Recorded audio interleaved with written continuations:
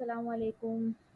Welcome to my channel the research home. आज काफ़ी time बाद आप लोगों से मुलाकात हो रही है और बस कुछ मसरूफियात थी। आज का जो हमारा टॉपिक है वो है how to write a synopsis. आजकल मेरा ख़्याल है कि सिर्फ कराची में ही नहीं, बाकी सारे शहरों में भी एमफिल और पीएचडी के एडमिशन्स चल रहे हैं। देखें, एमफिल और पीएचडी एक प्रोफेशनल डिग्री होती है। इसको परस्यू करने के लिए आपका कैरियर मोटिवेटेड और आपका अपना खुद का डिवोटेड होना बहुत ज़रूरी है। चलें, वक्त ज़ाया किए बगैर हम आते हैं अपने टॉपिक की तरफ। अच्छा, आजकल जब एडमिशन आपका हो जाता है, अब तो मेरा ख्याल है काफ़ी जगहों पे टेस्ट भी हो गए हैं और टेस्ट के बाद फाइनल लिस्ट आ गई है। लिस्ट के बाद आपको असल में एमफिल में एक चीज़ मैंडेटरी होती है कि आपको एक सिनॉप्सिस, टेंटेटिव सिनॉप्सिस लिखकर दिखाना होता है। पीएचडी के लिए तो ये शर्त नहीं है क्योंकि वो एमफिल करके आए हुए होते हैं, लेकिन एमफिल वालों के लिए ये शर्त है। अगर आप मास्टर्स करके आए हुए हैं तो फिर तो आपको फिर थोड़ी बहुत नो हाउ होगी। अगर आपने मास्टर्स में थीसिस लिया हुआ है कि किस तरह से हम लोग सिनॉप्सिस लिखते हैं, लेकिन बहुत सारे लोग ऐसे होते हैं जिन्होंने नहीं लिया हुआ होता और उनको इस बात की कोई नॉलेज नहीं होती। तो आज हम आपको बताएंगे कि टेंटेटिव सिनॉप्सिस कैसे लिखा जाता है। ये मेरे पास आपको स्क्रीन पे इस वक्त नज़र आ रहा है। ये यूनिवर्सिटी ऑफ कराची के पेज पर सिनॉप्सिस का फॉर्मेट दिया हुआ है।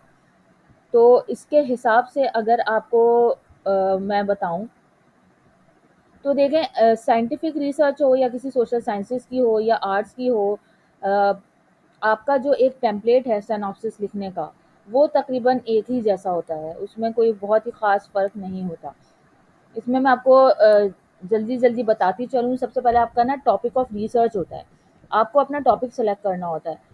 आप किस काम पे करना चाह रहे हैं, क्या करना चाह रहे हैं, आपका ऑब्जेक्टिव क्या है। अच्छा, एमफिल के लिए आप हमेशा ये सोचें कि वैसे तो ये मैं आपको एक बात बहुत क्लियर कर दूं कि ये एक टेंटेटिव सिनॉप्सिस होता है जो आपको जस्ट लिखना होता है। ज़रूरी नहीं है कि जो आप लिख कर आएँ वही आपकी रिसर्च हो, क्योंकि ये बहुत ही बिगिनर्स होते हैं एमफिल में आने वाले रिसर्च के हिसाब से, तो वो वैसे भी अपने लिए सही चीज़ सेलेक्ट नहीं कर पाते। बात चीज़ें आप जहाँ पे एडमिशन ले लें वहाँ के क्राइटेरिया से नहीं मैच हो रही होती, बात चीज़ें वहाँ के डोमेन से नहीं मैच हो रही होती। तो कोशिश करें कि जहाँ आपने एडमिशन लिया है उसके डोमेन और वहाँ पे प्रोवाइडेड फैसिलिटीज़ के हिसाब से आप सिनॉप्सिस डिज़ाइन करें। लेकिन ऑब्वियसली वो चीज़ें आपको बाद में ही पता चलती हैं, शुरू में किसी को भी ये नहीं पता होता।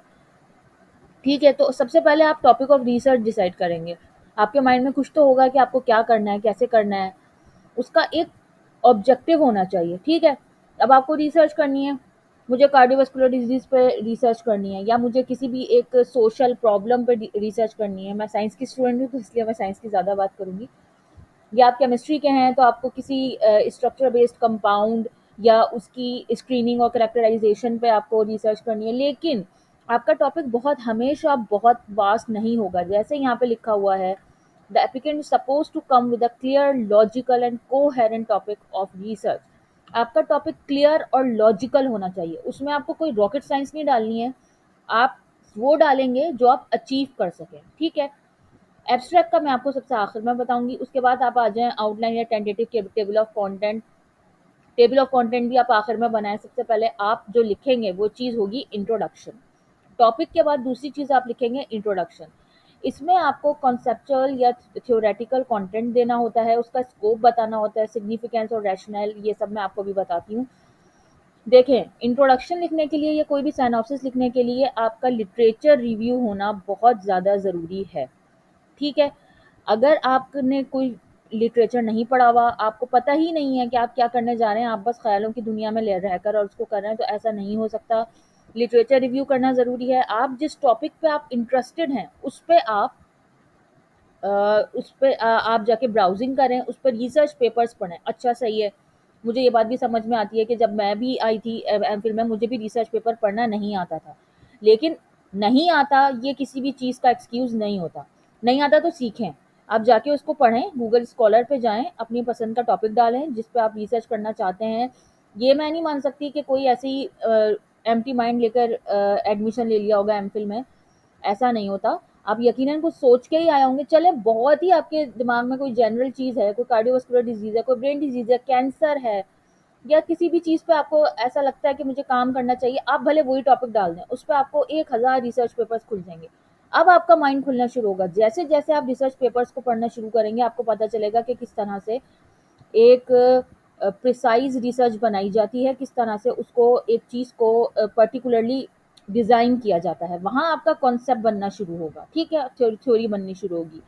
उसके बाद आप उस चीज़ की, अगर कोई चीज़ आपको क्लिक कर जाती है, आप उस चीज़ के स्कोप की तरफ आएंगे कि इसका स्कोप क्या है, मैं इस रिसर्च को क्यों करूं, उसकी सिग्निफिकेंस आएगी कि किस लिए करें, आपकी रिसर्च कहाँ पे जाकर कितना डिफरेंस बनाएगी। अच्छा, एक बात मैं आपको बता दूं कि ये सिनॉप्सिस जो है ये मुश्किल से 3 से 4 पेज का होता है। अगर आप इंट्रोडक्शन लिख रहे हैं, बहुत प्रिसाइज होना चाहिए और टू द पॉइंट बात होगी, 1 पेज से ज़्यादा का इंट्रोडक्शन नहीं होगा। फिर मैं आपको वही बात कह दूं कि जब तक आपका लिटरेचर रिव्यू अच्छा नहीं होगा, आप नहीं लिख सकते, इसको कॉपी पेस्ट नहीं करना है, ठीक है, अपना एक माइंड बनाएं, अपना एक पॉइंट ऑफ व्यू बनाएं, मुख्तलिफ रिसर्च पेपर पढ़ के अपना माइंड बनाएं, उसके बाद आप लिखना शुरू करेंगे। जब आपका एक माइंड बन जाएगा, इसमें ये वाला एक्सक्यूज भी मत दिया करें प्लीज़ कि इंग्लिश नहीं आती हमें। भाई बहुत ही कोई बेसिक आपको इंग्लिश लिखनी है, इसमें कोई आपको ज़रूरत नहीं है भारी भारी वर्ड्स डालने की, बहुत ही ज़्यादा कुछ अजीब डालने की, ग्रामेटिकल मिस्टेक भी होगी चलेगी, फिलहाल आप बहुत बिगिनर हैं, इन सब चीज़ों पे मत जाएं। सिर्फ और सिर्फ अपने कॉन्सेप्ट और अपनी जो रिसर्च है उसके एम पे फोकस रखें, ठीक है। यहाँ पर आपकी ये सारी चीज़ें आ जाएंगी, बहुत ही सिंपल लैंग्वेज में लिखना है, 1 पेज से ज़्यादा का इंट्रोडक्शन नहीं होगा। उसके बाद लिटरेचर रिव्यू है, लिटरेचर रिव्यू में वही आ जाएगा कि आपने जितने भी रिसर्च पेपर पढ़े हैं, एटलीस्ट मैं अगर आपको सिनॉप्सिस राइटिंग इस वक्त सजेस्ट करूँ तो 10 रिसर्च पेपर तो आपको हर हर सूरत में पढ़ने हैं, ठीक है। उसके बाद जाके आपका माइंड किसी डायरेक्शन में जाएगा। लिटरेचर रिव्यू में भी आपको यही करना है कि आप ये इसको भी 1 पेज का ही लिख दें या 1 पेज से भी कम का लिखें। इसमें बस ये करना होता है कि जो जो पेपर आपने पढ़ा है उसका हवाला देकर उसी के थोड़े से पॉइंट्स इसमें रख दें। कॉपी पेस्ट नहीं करना है, कहीं भी कॉपी पेस्ट नहीं करना है। रिसर्च में आने के बाद आप ये बात सोच लें कि प्लेजरिज्म रिसर्च में बिल्कुल भी एक्सेप्टेबल नहीं है। आप हरगिज़ भी किसी भी चीज़ को कॉपी पेस्ट नहीं कर सकते, ना उसका रट्टा लगा के जाएँ। आप अपनी लैंग्वेज में लिखें, भले टूटी-फूटी इंग्लिश है, ग्रामर ख़राब है, कोई मसला नहीं है, लेकिन लैंग्वेज आपकी अपनी होनी चाहिए। उसको कॉपी पेस्ट नहीं करना है, ठीक है? उसके बाद आप आएँगे ऑब्जेक्टिव्स ऑफ द रिसर्च पे। आपको अपनी ऑब्जेक्टिव से आपको अपनी रिसर्च से क्या ऑब्जेक्टिव लेने हैं? आपका एम क्या है? आपको इससे क्या-क्या चाहिए? मतलब कोई तो चीज़ होती है ना। अब अगर आप कोई रिसर्च करने उठते हैं तो ये नहीं कि उसके उसके मुझे जो भी मिल जाएगा मैं वो रिपोर्ट कर दूंगा, ऐसा नहीं होता। आपको उसको प्रिसाइज करना पड़ेगा कि मुझे इस चीज़ से, अगर मैं किसी डिजीज़ पे काम कर रहा हूँ या उसको पर्टिकुलरली कुछ टेस्ट कर रहा हूँ, तो मुझे इसकी प्रेवलेंस देखनी है, मुझे इसकी सिग्निफिकेंस देखनी है। वो मैं आपको अभी एक सैम्पल रिसर्च साइनॉप्सिस दिखाऊंगी, उसमें आपको मजीद क्लियर हो जाएगा। उसके बाद रिसर्च क्वेश्चंस होंगे। देखें, जहाँ क्वेश्चन होता है ना, वहीं बंदा आंसर के लिए स्ट्राइव करता है, स्ट्रगल करता है कि मुझे आंसर चाहिए। आप अपने क्वेश्चंस क्रिएट करें कि आपको क्वेश्चन कैसे करने हैं, आपको क्वेश्चन कैसे बनाने हैं, मैं इस रिसर्च से पहले मेरे पास क्या-क्या सवालात हैं जिसके जवाब मुझे रिसर्च के बाद ढूँढने हैं। हाइपोथेसिस आपका एक बहुत इंपॉर्टेंट चीज़ होता है जिसके ऊपर पूरा सिनॉप्सिस बेस कर रहा होता है। सही है, ये हाइपोथेसिस और हाइपोथेसिस में आप मत जाएँ, ये सिर्फ सिंगुलर प्लूरल का फ़र्क है इसमें, और कुछ भी नहीं है। हाइपोथेसिस जो है उसमें आपको ये लिखना होता है कि whether my research is going to succeed और नॉट। मतलब आप दोनों तरफ से सोचेंगे, ठीक है। फॉर एग्जाम्पल, अगर आप डायबिटीज़ और कार्डियोवास्कुलर डिजीज़ को मिलाकर इस पर रिसर्च कर रहे हैं तो आप क्या करेंगे कि डायबिटीज़ में बी अ रिस्क फैक्टर, मे और may not be a risk factor for cardiovascular disease, या हाई ब्लड प्रेशर मे और may not be a risk factor for the cardiovascular disease, ठीक है। तो आपके पास दोनों ऑप्शन होंगे, मे और मे नॉट। हाइपोथेसिस आपका जो है वो जो है इसी तरह से होता है, सही है। उसके बाद आपका मेथड आ जाएगा। मेथड में आपको जितनी भी टेक्निक्स उसके अंदर यूज़ करनी है वो सब आप लिखेंगे। एक बात आप लोग ध्यान से बिल्कुल इसको रख लें। देखें, एमफिल में आने आने आने के बाद या आने से पहले आप बहुत ज़्यादा मोटिवेटेड होते हैं, बहुत ज़्यादा एक्साइटेड होते हैं।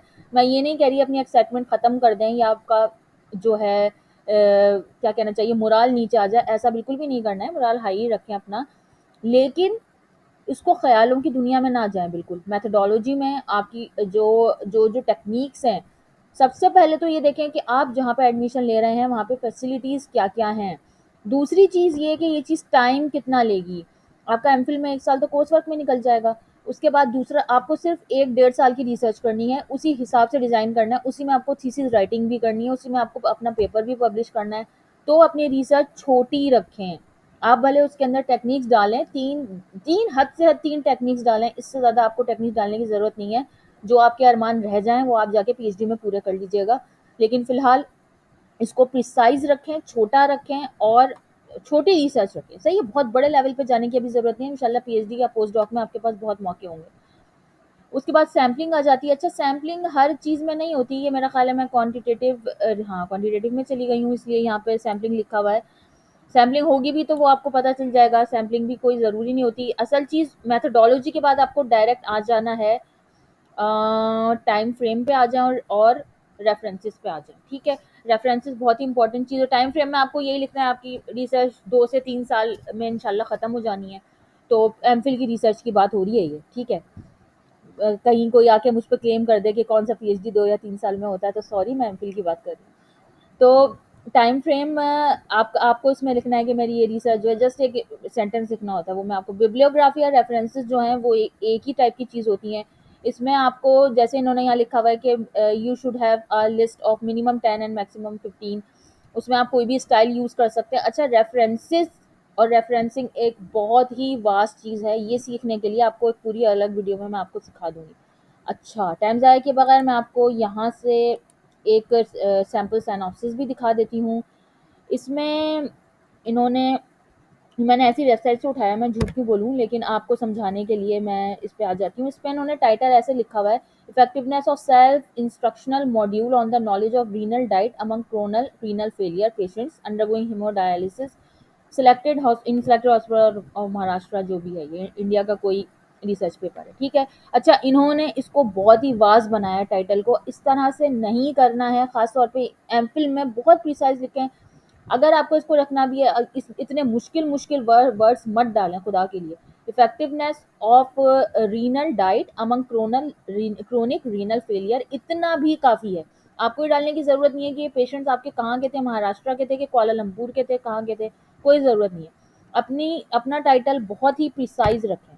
सेकंड चीज़, ये इंट्रोडक्शन आ गई, यहाँ पर इन्होंने ये सब बताया हुआ है कि भाई किस किस तरह से, अब इन्होंने जो अपना टाइटल है उसके हिसाब से ये सब रखा हुआ है ना कि हाँ, क्रोनिक रीनल फेलियर था। अब ये यहाँ पर आपका जितना भी जो आपके टॉपिक से रिलेटेड इंट्रोडक्शन होगा वो सब आपने, वही मैंने बात की थी ना लिटरेचर रिव्यू में, वो आप सारा इंट्रोडक्शन देंगे कि मैं ये रिसर्च क्यों कर रही हूँ, किस लिए कर रही हूँ, हमारी वर्ल्ड में इस वक्त इसकी क्या सिग्निफिकेंस है, और आगे जाकर ये सब मतलब ये कि इसकी क्या ये एक डिफरेंस बनाएगा, ठीक है? इसमें इन्होंने पॉइंट्स बनाए हुए हैं, आप इंट्रोडक्शन पॉइंट्स में भी लिख सकते हैं, इसमें ऐसा कोई इशू नहीं है। एक पेज से ज़्यादा का इंट्रोडक्शन नहीं होगा।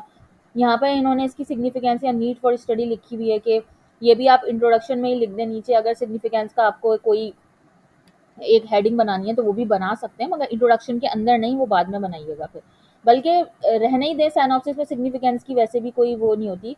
आप अगर थीसिस लिखेंगे तो उसके बाद में फिर आप उसका स्कोप वगैरह बताएंगे। फिलहाल आप एक पैराग्राफ ऐड कर सकते हैं, आपको अपना जो है हेडिंग डालने की ज़रूरत नहीं है उसके अंदर, ठीक है?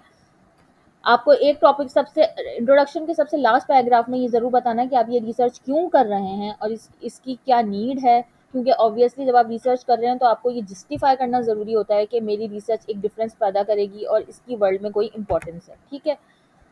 इसके बाद जैसे इन्होंने यहाँ पे बताया हुआ भी है कि CKD, क्रोनिक किडनी डिजीज या जो भी है, रीनल फेलियर, ये लीडिंग कॉज ऑफ डेथ का और 17 कॉज ऑफ डिसेबिलिटी है, और ये यहाँ पर बहुत ज़्यादा इसकी प्रेवलेंस है, तो इसलिए हम इस पर रिसर्च कर रहे हैं, क्योंकि इससे लोग जो हैं वो बहुत बड़ी तादाद में उनकी डेथ्स हो रही हैं, डिसीज़ हो रहे हैं, तो इसलिए इसकी बहुत इंपॉर्टेंट है कि अगर हम इसके ऊपर रिसर्च करें तो हम एक डिफरेंस बना सकते हैं, ठीक है?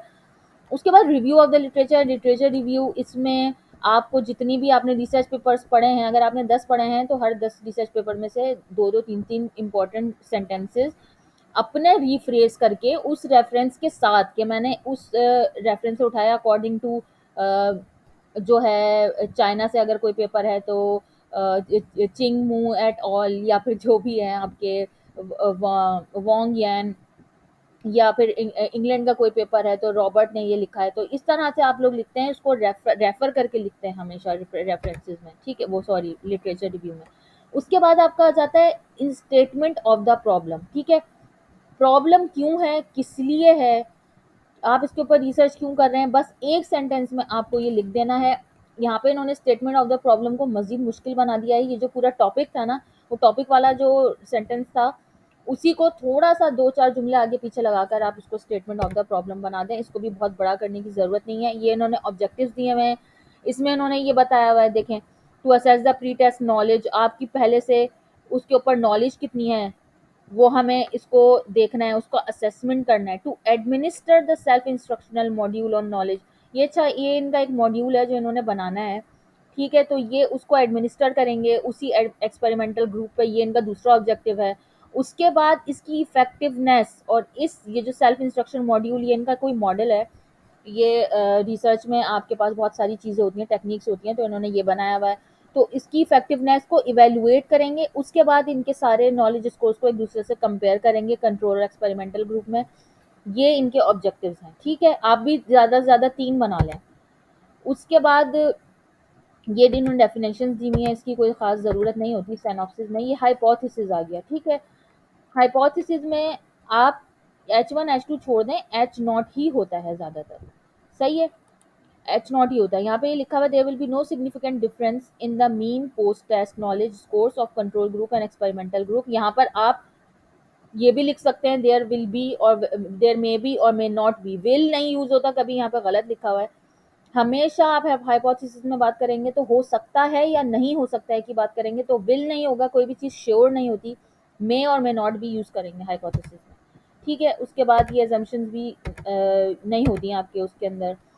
आउटकम आप लिख सकते हैं कि ये एक सिग्निफिकेंट गेन ऑफ नॉलेज हो जाएगा, या यहाँ पर हम इससे ये अचीव करना चाह रहे हैं, आपके ऑब्जेक्टिव से ये रिलेटेड आउटकम होगा, ये आप लिख सकते हैं। आउटकम लिख सकते हैं आप, पॉसिबल आउटकम आप लिख सकते हैं अपने सिनॉप्सिस में।